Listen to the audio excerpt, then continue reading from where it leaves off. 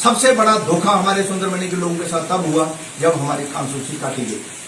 शुभ प्रभात में सुबह के समाचार आए, उसमें सुंदरमणि का नाम था, लेकिन जब कॉन्स्टिट्यूंसी बनने की बारी आई, जबकि सबसे पावरफुल रैंक और सबसे पावरफुल चेयर पर हमारे अध्यक्ष जी बैठे हुए थे और उनको सुंदरमणि के लोगों ने ही जिताया था, लेकिन जब सुंदरमणि का नाम काटा गया, हमारे लोगों में सख्त रोष है और लोग इतने परेशान हुए, हमको घर से निकलना मुश्किल कर दिया, क्योंकि हमने बताया हुआ था सुंदरमणि मर रही है।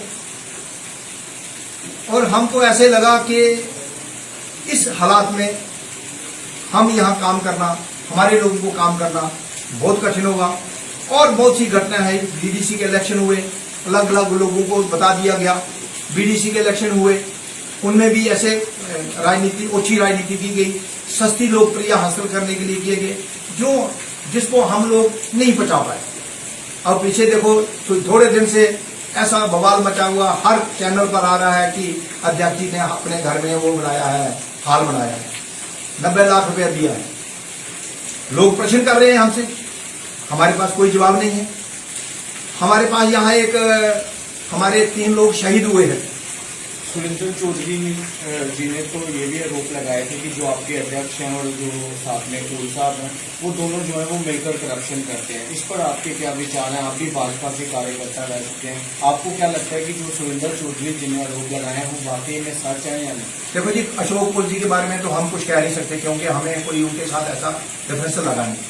अध्यक्ष जी का भी हम करप्शन का तो नहीं बोलते, लेकिन जो सिस्टम के साथ उनने काम करने का जो उनका तरीका है वो बहुत शॉर्टकट तरीका है। उसमें कार्यकर्ताओं को बहुत मुश्किल आती है जवाब देने में, जबकि आप खुद सोच सकते हैं, अगर वो 90 लाख का हाल घर में बनाया है, सबसे पहले वो चिंता का विषय ये है कि जब गाइडलाइन है कि निधि जो एमएलए की या एमपी की जो उनकी विकास निधि होती है, उसका 10 लाख से ज्यादा एक जगह लग ही नहीं सकता, तो सबके बड़ा प्रश्न पड़ता है इंक्वायरी का, 90 लाख किस हिसाब से नहीं दिया, वो 90 लाख एक प्रोजेक्ट में कैसे चला गया, जबकि हमें उसका राजनीतिक तौर पर कोई फायदा नहीं है, और ना ही पॉलिटिकल, ना ही उनके परिवार को कोई फायदा है, ना ही उस गांव को, उस हाल का कोई फायदा है। लेकिन उस हाल की जगह अगर ये शहीदों की जगह बनती, हमारी पार्टी बहुमत से जीतती। हमें बहुत बड़ा कलंक लगा हुआ है जब हम इधर से जाते हैं। आप देखो, ये जाकर शहीदों का स्मारक आप इधर से खत्म होने के बाद जाकर लेकर कैमरे में देखना क्या हाल है। जो 3 लोगों ने यहाँ जान दी है, उनके नाम से 2 कनाल जमीन अलाटी, किसी भी हमारे नेता ने इनिशिएटिव लेकर वो ना जगह खाली कराई। स्टोरी बिल्डिंग बनी है, वो किसी की प्राइवेट है या किसकी है, लेकिन अब मुझे पता लग रहा है कि वो वीडियो ब्लॉक में बना। लेकिन क्या लगता है कि भाजपा जो सपने जम्मू कश्मीर की जनता को दिखा रही है, क्या लगता है कि वो सपने जो है वो जम्मू कश्मीर की जनता के पूरे होंगे या नहीं? देखिए, जब भी उनसे सवाल किया जाता है तो जवाब सिर्फ एक ही होता है कि हमारी सरकार लाई, उसके बाद देखिए काम कैसे होते हैं। आखिरकार क्या इंतजार सरकार बनने का किया जा रहा है या फिर किसी और का? देखिए, ऐसे सरकार का बनना तो बहुत ही जरूरी है, किसी की भी बने, लेकिन यहाँ तक भाजपा की सरकार है, लगभग अगर हम हर अच्छे काम का क्रेडिट हम लेते हैं। अगर ये टनल बन रहा है तो हम क्या बोलते हैं, हम बना रहे हैं। अगर कोई रोड बन रहा है तो कौन बना रहा है, हम बना रहे हैं। अगर कोई खराब काम होता है तो वो भी तो हमारे खाते में आएगा, कहाँ जाएगा? वो एलजी साहब के खाते में जाता, वो नहीं जाएगा ना एलजी खाते में, तो वो अपनी जिम्मेवारियों से भाग नहीं पाएगा। मतलब आप इस चीज को मानते हैं कि अभी जम्मू कश्मीर को अगर कोई चला रहा है तो वो भाजपा है? हाँ, बिल्कुल भाजपा चला रही है, ये आप खुद कह रहे हैं। बिल्कुल चला रही है, वो चलाना ही जो चाहिए। गृह मंत्री के अंडर आते हैं अपने गवर्नर साहब, गवर्नर साहब की सारी रिपोर्ट गृह मंत्री को होती है। गृह मंत्री भाजपा के हैं और वो पूर्व 2 बार के हमारे अध्यक्ष रहे हैं और बहुत ही विजनर लीडर हैं, उनके ऊपर तो प्रश्न चिन्ह को नहीं लगाया जा सकता। लेकिन जो जम्मू कश्मीर के कार्यकर्ता हैं वो तो अभी भी यही कहते हैं कि ये सरकार लाइए। अगर देखो सरकार अभी भी आप चला सकते हो तो फिर सरकार लाने का इंतजार क्यों किया जा रहा है? देखिए, ऐसा है, कुछ बातें ऐसी हैं कि जो मेरे अधिकार क्षेत्र में नहीं, फिर भी मैं थोड़ी रोशनी डालूंगा।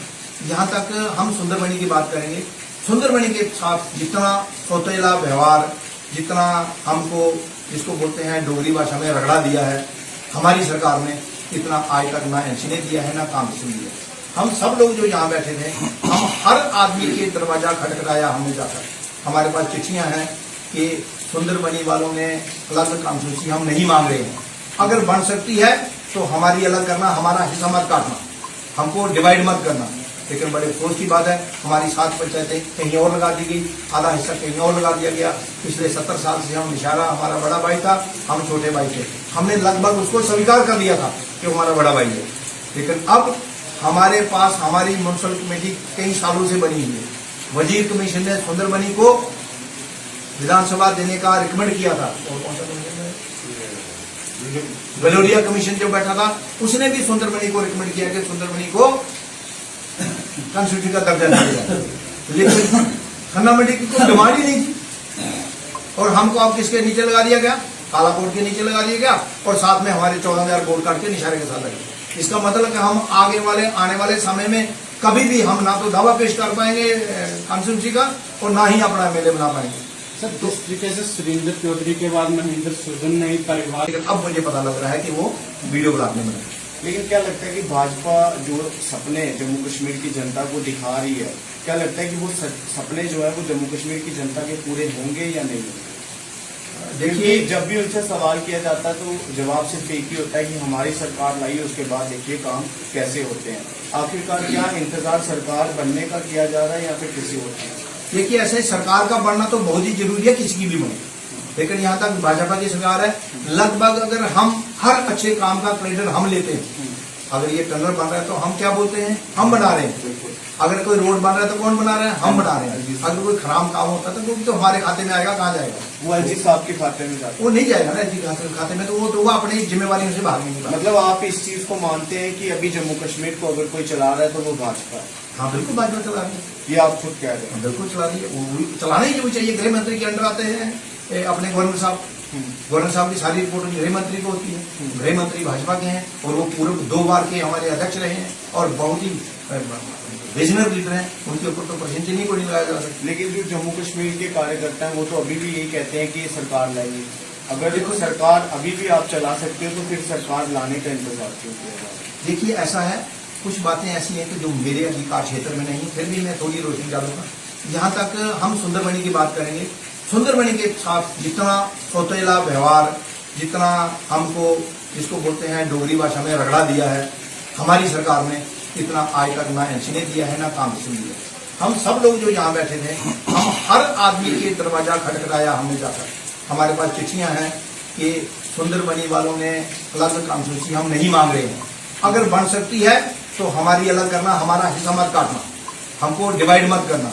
लेकिन बड़े अफसोस की बात है, हमारी 7 पंचायतें कहीं और लगा दी गई, आधा हिस्सा कहीं और लगा दिया गया। पिछले 70 साल से हम निशारा हमारा बड़ा भाई था, हम छोटे भाई थे, हमने लगभग उसको स्वीकार कर लिया था कि हमारा बड़ा भाई है।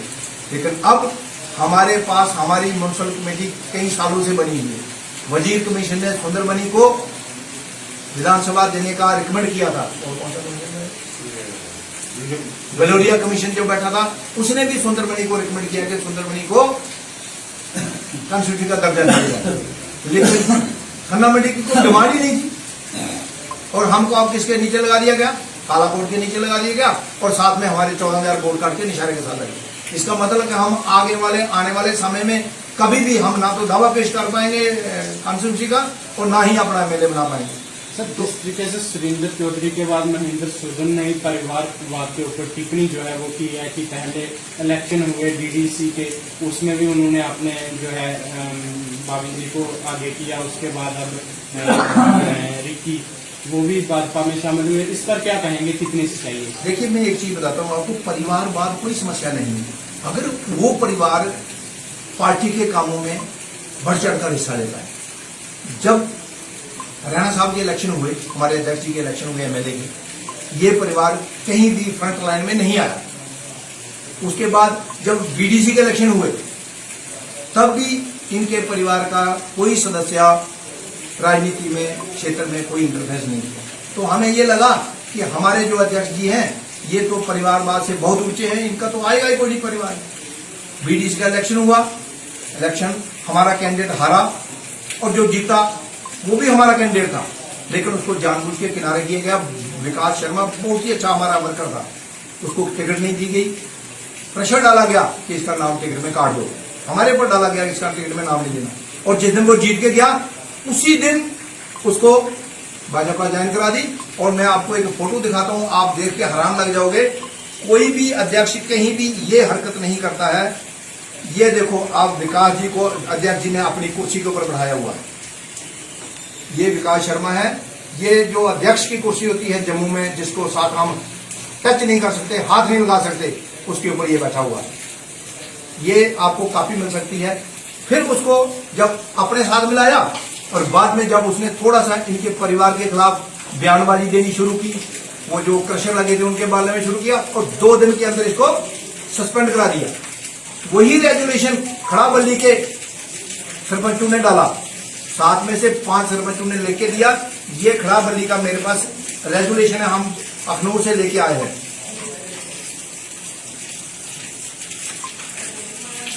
ये देखो, ये 5 सरपंचों ने साइन करके दिया, ये आज तक पेंडिंग है। ये यानी लंबेडी वाले पर 2 दिन के अंदर एक्शन हो गया। क्यों? कि उसमें परिवार को परेशानी हो रही थी। और जो खड़ाबली वाला था वो आज 2 साल हो गया है, वो फाइल कभी डीसी साहब के दफ्तर चली जाती है कभी, और इसको रात को खाली करा के रात को ताला लगाया गया। तो ये जो दोहरी राजनीति है, इससे हम लोग बड़े परेशान थे। सर, सुरेंद्र चौधरी के द्वारा भी ये करप्शन को लेकर एक बड़ा प्रहार जो भारतीय जनता पार्टी पर किया गया, क्या कहेंगे इसको लेकर, कितनी सच्चाई है इसमें? देखो, करप्शन की जहां तक बात है, देखो हर लोग, हर राजनीति परिवार तरक्की करते हैं जब राजनीति में आते हैं, लेकिन उनके साथ कार्यकर्ता भी तरक्की करते हैं। टिप्पणी जो है वो की है कि पहले इलेक्शन हुए डीडीसी के, उसमें भी उन्होंने अपने जो है भाभी जी को आगे किया, उसके बाद अब रिक्की वो भी भाजपा में शामिल हुए। इस पर क्या कहेंगे, कितनी सच्चाई है? देखिए, मैं एक चीज बताता हूँ आपको, परिवारवाद कोई समस्या नहीं है अगर वो परिवार पार्टी के कामों में बढ़ चढ़कर हिस्सा लेता है। जब राणा साहब के इलेक्शन हुए, हमारे अध्यक्ष जी के इलेक्शन हुए एमएलए के, ये परिवार कहीं भी फ्रंट लाइन में नहीं आया। उसके बाद जब बीडीसी के इलेक्शन हुए, तब भी इनके परिवार का कोई सदस्य राजनीति में, क्षेत्र में कोई इंटरफेरेंस नहीं किया। तो हमें ये लगा कि हमारे जो अध्यक्ष जी हैं, ये तो परिवारवाद से बहुत ऊंचे हैं, इनका तो आएगा ही कोई नहीं परिवार। बीडीसी का इलेक्शन हुआ, इलेक्शन हमारा कैंडिडेट हारा और जो जीता वो भी हमारा कैंडिडेट था, लेकिन उसको जानबूझ के किनारे किया गया। विकास शर्मा बहुत ही अच्छा हमारा वर्कर था, उसको टिकट नहीं दी गई। प्रेशर डाला गया कि इसका नाम टिकट में काट दो, हमारे पर डाला गया कि इसका टिकट में नाम नहीं देना। और जिस दिन वो जीत के गया, उसी दिन उसको भाजपा ज्वाइन करा दी। और मैं आपको एक फोटो दिखाता हूं, आप देख के हैरान लग जाओगे। कोई भी अध्यक्ष कहीं भी ये हरकत नहीं करता है। ये देखो, आप विकास जी को अध्यक्ष जी ने अपनी कुर्सी के ऊपर बढ़ाया हुआ है। ये विकास शर्मा है। ये जो अध्यक्ष की कुर्सी होती है जम्मू में, जिसको साथ हम टच नहीं कर सकते, हाथ नहीं लगा सकते, उसके ऊपर ये बैठा हुआ है। ये आपको कापी मिल सकती है। फिर उसको जब अपने साथ मिलाया और बाद में जब उसने थोड़ा सा इनके परिवार के खिलाफ बयानबाजी देनी शुरू की, वो जो क्रशर लगे थे उनके बारे में शुरू किया और 2 दिन के अंदर इसको सस्पेंड करा दिया। वही रेजुलेशन खड़ाबल्ली के सरपंचों ने डाला, 7 में से 5 सरपंचों ने लेके दिया। ये खड़ाबल्ली का मेरे पास रेजुलेशन है, हम अखनूर से लेके आए हैं।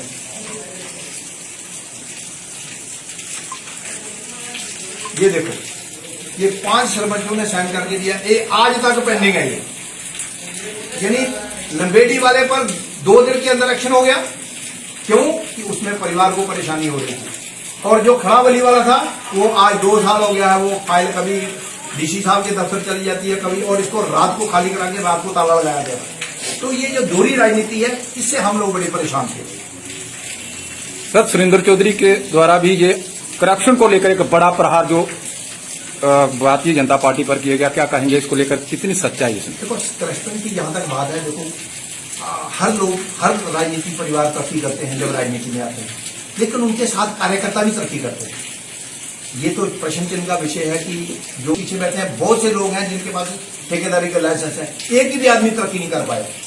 जबकि काम किसने किया, वहां तक पहुंचाने में इन लोगों ने किया। लेकिन जब तरक्की करने की बारी आई, ये लोग सबके सब पृष्ठभूमि में बहुत से ठेकेदार हैं जो आज तक रो रहे हैं, जिनके पैसे पेमेंट नहीं हो रही। आप क्यों मतलब कि भाजपा का दामन छोड़ना चाहते हैं? मैं भाजपा का दामन नहीं छोड़ रहा हूँ। मैं जब तक ये सिस्टम इनके साथ है, मैं नहीं छोड़ रहा हूँ। ये हमारे सारे साथी मतलब आप अपने पद से पद से इस्तीफा दे रहे हैं। प्रथमा मेंबरशिप रहेंगे, किसी पार्टी को हम ज्वाइन नहीं करेंगे, भाजपा में रहेंगे। और ये सभी लोग भाजपा में रहेंगे। आप इसके बाद एक एक आदमी से बाइट ले सकते हो, पूछ सकते हो उनसे।